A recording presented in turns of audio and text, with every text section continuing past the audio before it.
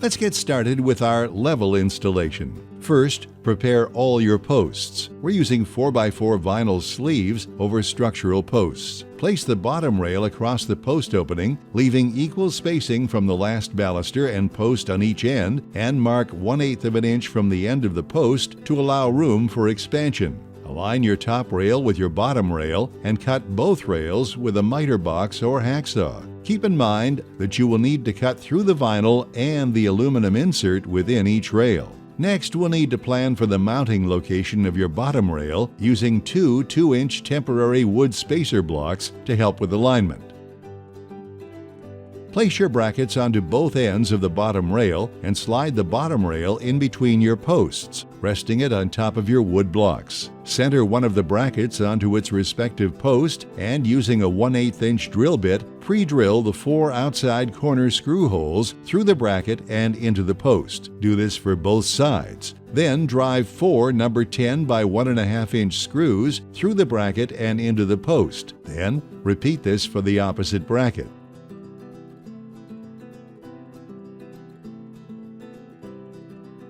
Locate the 2 balusters with crimped lock tabs on their ends. Install these 2 balusters into the baluster holes closest to your posts. Then place all remaining balusters into your bottom rail.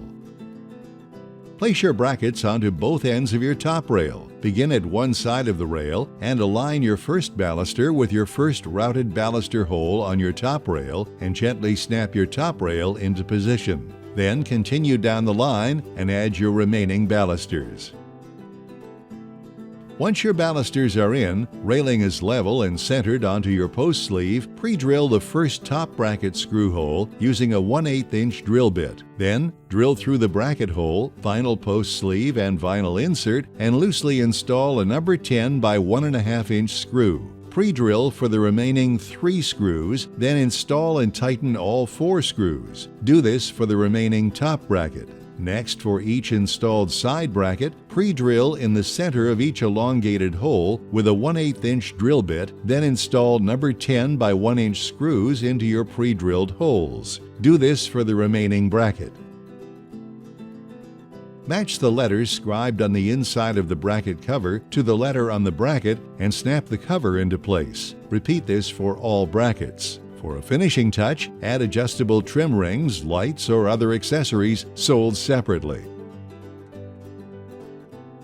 We've done a basic level rail application, so let's quickly show you how to install Finyl line T-top railing on an angle. There are 3 methods that you can use to install your Finyl line T-top railing on an angle using pre-molded adapters for 22.5 degrees or 45 degrees, adjustable swivel brackets, or field-cut angle brackets. Let's do the pre-molded adapters first. Using the posts that will have the pre-molded adapters installed onto them, measure the distance between them using their inside corners. Subtract 3/4 of an inch from that distance to determine the length you will need to use to cut your top and bottom rails. If you're using 1-piece trim rings versus 4-piece adjustable, add them now. Assemble your railing section as we did in the previous level rail section, but this time you'll place the angle adapter between the brackets and posts. Then pre-drill, then use the longer 3-inch screws provided with adapters to connect to the post. Now we'll do the adjustable swivel brackets. First, determine the angle of your railing as illustrated. Pre-drill 1/8 inch diameter holes into the bracket base, then fasten the bracket at your planned angle.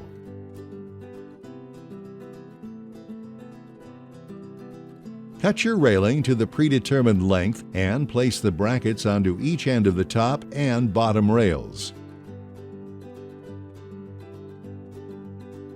Place your bracketed railing section onto the post and mark 4 screw hole locations onto your post. Set your railing aside, then pre-drill 1/8 inch diameter holes at each mark. You may want to use spacer blocks as temporary supports. Next, attach your top rail and bottom rail brackets with 4 number 10 by 1/2 inch screws.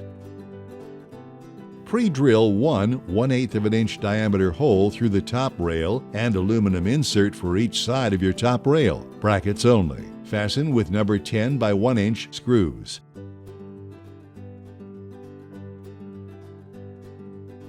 Add 2 screw covers for your top and bottom brackets and add 2 screw caps to cover the screws on each top rail bracket.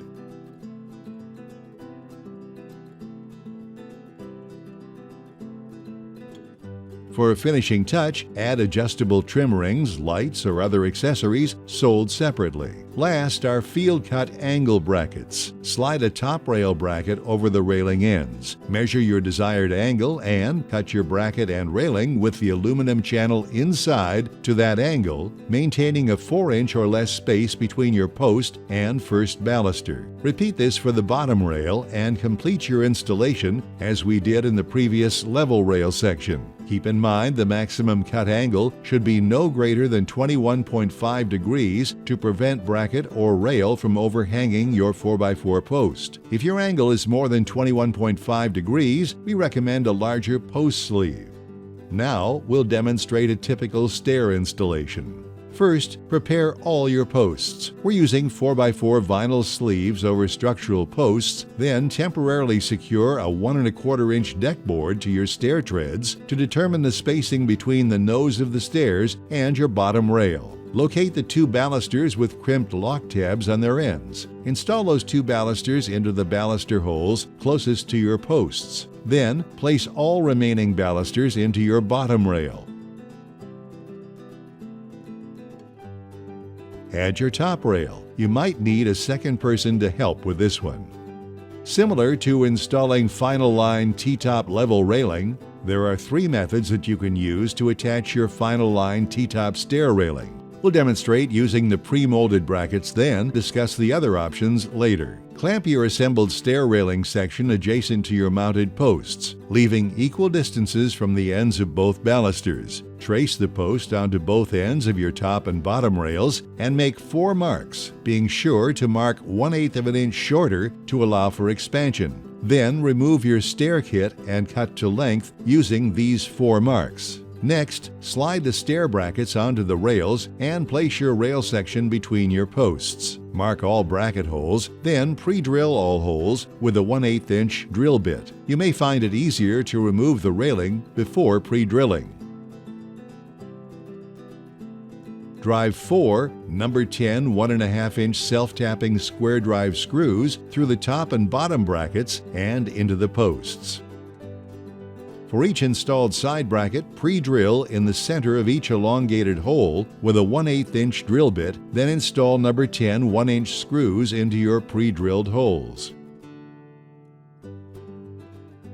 Match the letters scribed on the inside of the bracket cover to the letter on the bracket and snap the cover into place. Repeat this for all of your brackets. For a finishing touch, add adjustable trim rings, lights, or other accessories sold separately.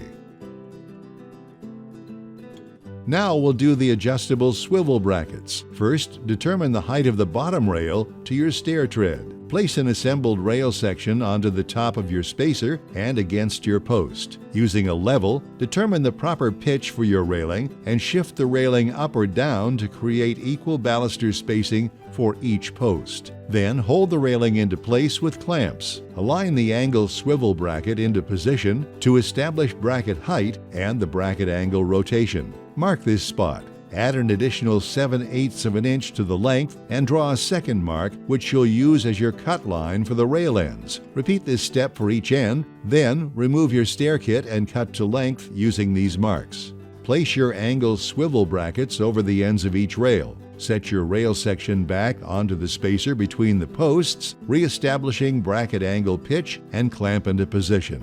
Mark the 4 screw holes in each bracket and the position of the bracket with the base. Remove the clamps from your rail assembly and remove rail assembly from between the posts. Pre-drill your marked holes that you made in the previous step into the post with a 1/8 inch drill bit. Remove the brackets from the ends of your rail assembly, aligning the bracket and base with your pencil mark from earlier, and fasten with 2 provided number 10 1-inch panhead screws. The bottom bracket uses 1 number 10 by 1-inch panhead screw. Repeat this for each bracket. Place your brackets back onto the rail ends, then place your rail assembly into place. Fasten the brackets to your post using 4 provided number 10 by 1.5 inch screws, aligning the brackets to your pre-drilled holes.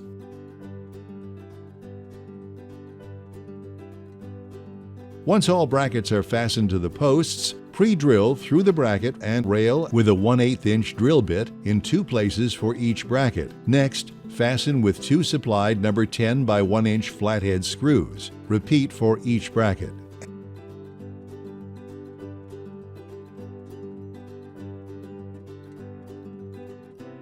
Add 2 screw covers and 2 screw caps to each bracket.